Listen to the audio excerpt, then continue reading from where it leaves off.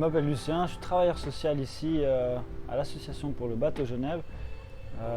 Ça fait un an, un peu plus d'1 an que je travaille ici en tant que travailleur social. Notre mission en tant que travailleurs sociaux, c'est d'accueillir des passagers. Donc c'est des personnes qui sont en demande de nos prestations, qu'on appelle passagers. On aime bien ce terme parce qu'on est sur un bateau et voilà, on considère que c'est tous des personnes qui participent au voyage sur ce bateau qui est immobile. Du coup, l'association pour le bateau Genève, sa mission principale, c'est l'accueil de personnes en précarité. Une de nos prestations principales, c'est les petits déjeuners gratuits qui se font du lundi au vendredi de 7h30 jusqu'à 11h. On fait un accueil libre totalement sans critères, donc on appelle un accueil bas seuil. On demande à personne qui rentre sur ce bateau de s'inscrire, des noms ou pas, enfin tout le monde est le bienvenu ou la bienvenue. Donc on offre le petit déjeuner, donc c'est en libre service, du pain, de la confiture, des céréales, du lait, du café, des tisanes, du thé. Donc ça c'est la prestation de base qu'on garde quoi qu'il en coûte. On fait aussi une pasta party un dimanche sur 2.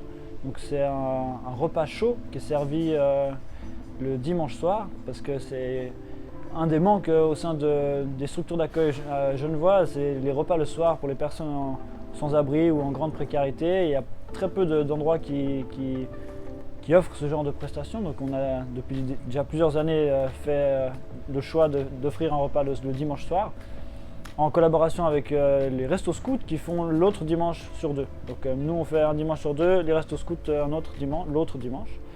Durant les accueils, notamment on offre le petit déjeuner, mais c'est pas tout. Le lundi et le jeudi, on offre aussi un repas chaud qui est servi à partir de 9h30. Donc c'est principalement des légumes et des produits frais. Donc transformés par une équipe de bénévoles qui arrive le matin à 7h30 et ils ont 2 heures pour préparer le repas.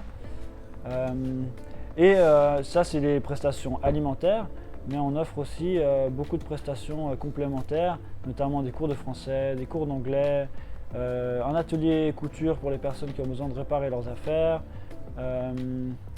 Suivant les périodes et les offres de nos différents bénévoles et prestataires, on a offert des cours de chant, des ateliers de musique. On a un panel d'activités qui est assez large et qu'on considère nécessaire pour accueillir les gens de la meilleure façon possible et pour leur offrir une diversité de prestations pour des gens qui en général n'ont pas forcément les moyens de se payer des cours ou des prestations ou des activités. Voilà. Il y a aussi un atelier de tricot. Un temps on a eu un atelier de perles. Voilà. On fait aussi un atelier d'expression artistique. Il y a beaucoup de choses qui se passent ici sur ce bateau le matin. Et on a à cœur d'offrir un large panel d'activités pour pouvoir rendre le plus heureux et heureuses possible les personnes qui viennent ici et leur offrir un moment de détente, un moment de sécurité dans leur vie difficile et un accueil chaleureux au maximum. Alors on compte pas du tout les personnes qui arrivent ici, on fait pas de statistiques précises, mais on a un ressenti global entre 100 et 200 personnes par jour. Suivant les jours, c'est un peu variable. Les lundis et les jeudis, comme on offre un repas le matin, il y a un peu plus de monde qui viennent. Et les dimanches, au pasta party, on estime entre 150 et 300 repas servis. C'est assez variable et on ne tient pas des statistiques strictes, mais c'est un ordre d'idée. Donc ça fait beaucoup de personnes par semaine et beaucoup de personnes par mois. Donc ouais, il y a beaucoup de personnes dans le besoin. On aimerait, dans l'idéal, n'accueillir plus personne, c'est-à-dire qu'on aimerait que tout le monde puisse se débrouiller toute seule et être en autonomie, mais ce n'est pas le cas à Genève et malheureusement ce n'est pas encore la direction qu'on prend en termes de société, etc. Donc je pense qu'on va continuer à avoir des gens qui viennent à bord. et ben, on va continuer à les accueillir au mieux avec un maximum de prestations et de chaleur. Alors oui, 50 ans, ça fait beaucoup d'années d'accueil.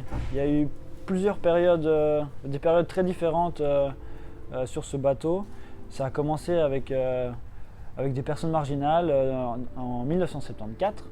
Donc deux pasteurs ont décidé de racheter un vieux navire tout déglingué.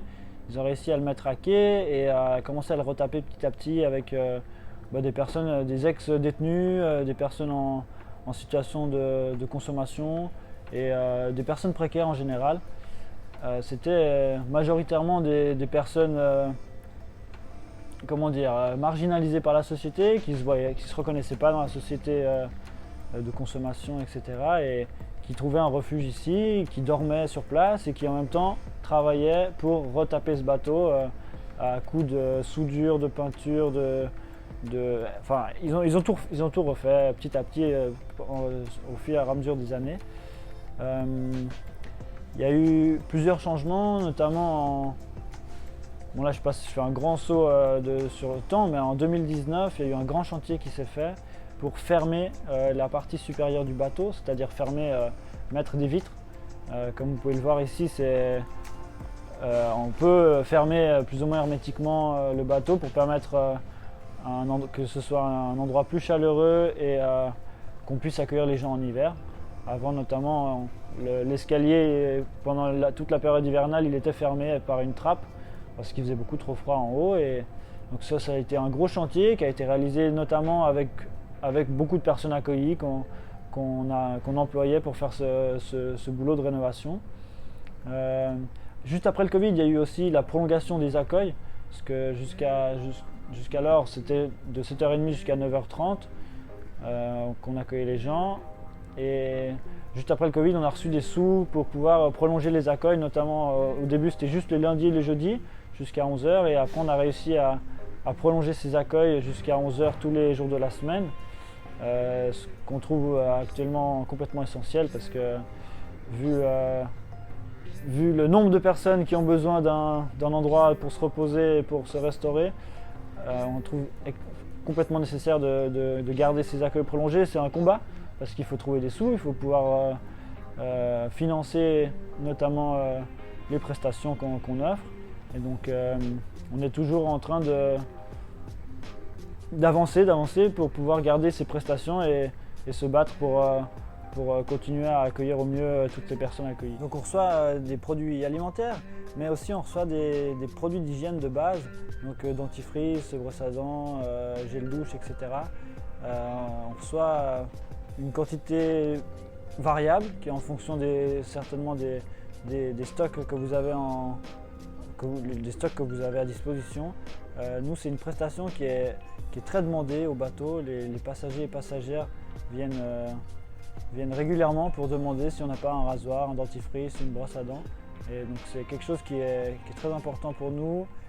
Et on compte vraiment sur partage pour ces produits-là parce qu'on n'a pas du tout d'accès, on n'a pas de budget pour acheter ce genre de produits. Et pour la dignité des personnes, c'est quelque chose de fondamental de pouvoir avoir une belle apparence, donc le rasoir, et puis avoir une hygiène de base, notamment avec les dentifrices et les brosses à dents.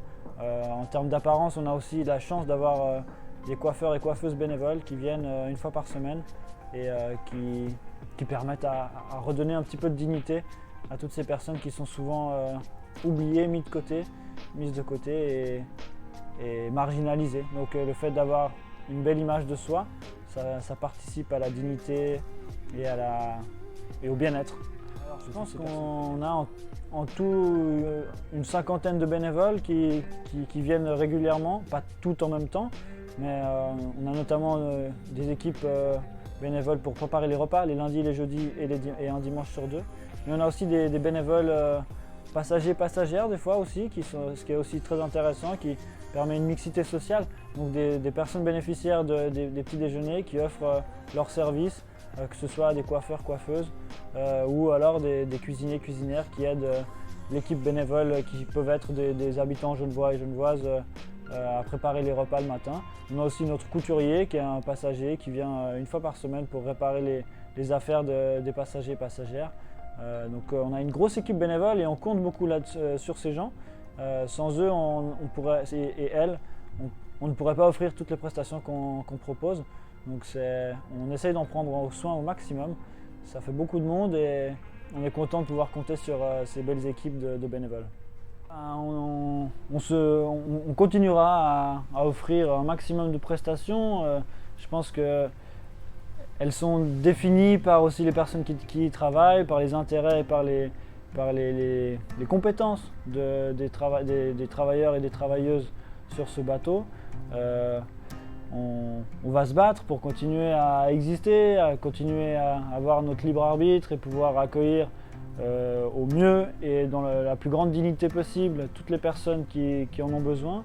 On pense qu'on est un des maillons essentiels de l'accueil et de l'accueil des personnes sans abri notamment, parce qu'on est la structure qui ouvre le plus tôt le matin, donc les gens qui dorment dehors ils ont besoin d'un abri, d'un endroit pour se réchauffer. Là on est en été donc on le ressent un peu moins, mais en hiver c'est quand même une autre ambiance. Les gens sont fatigués, ont eu froid toute la nuit, vivent dans des conditions qui sont très précaires et qu'on peut difficilement imaginer nous en tant que Genevoises. C'est une partie de la misère qui est cachée, qui n'est pas visible. Et nous, en les accueillant sur ce bateau Genève, qui est un endroit magnifique, au cœur de Genève, avec on prend soin de garder, d'apporter de la beauté à ce lieu, en plus de la situation géographique et de la beauté de cet objet qu'est le bateau. On pense que c'est essentiel de pouvoir permettre à ces personnes-là dans des situations précaires de pouvoir bénéficier d'un lieu beau, d'un accueil chaleureux, d'avoir accès à des sourires, à des mains tendues et à un maximum de bienveillance. Donc pour les 50 prochaines années, je pense qu'on va continuer à étoffer notre offre d'accueil, qu'on va continuer à militer, à se battre pour que les personnes accueillies soient accueillies dans les meilleures conditions et que, idéalement, qu'il n'y ait plus aucun sans-papier, qu'il n'y ait plus aucun précaire et qu'on puisse finalement dédier notre bateau à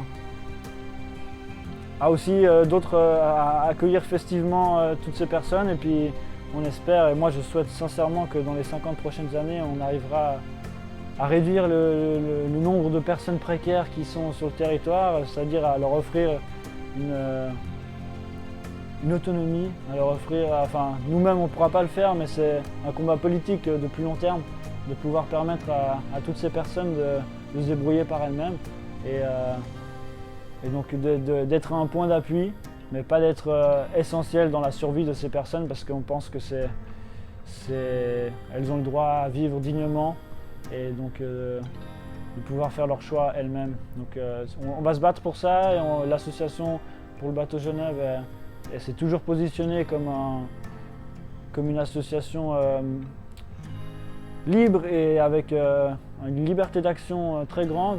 On va continuer à fortement faire un plaidoyer pour ces personnes-là et leur redonner de la parole à des gens qui ne sont pas forcément écoutés et qui n'ont pas forcément le droit de s'exprimer. Déjà merci Partage pour cette collaboration qui est pour nous essentielle pour offrir toutes ces prestations. Et j'ai pas de statistiques en tête, je pense que c'est pas le cœur de notre travail. Le cœur de notre travail il est plutôt très individuel, très dans le lien entre les personnes accueillies et les travailleurs, travailleuses.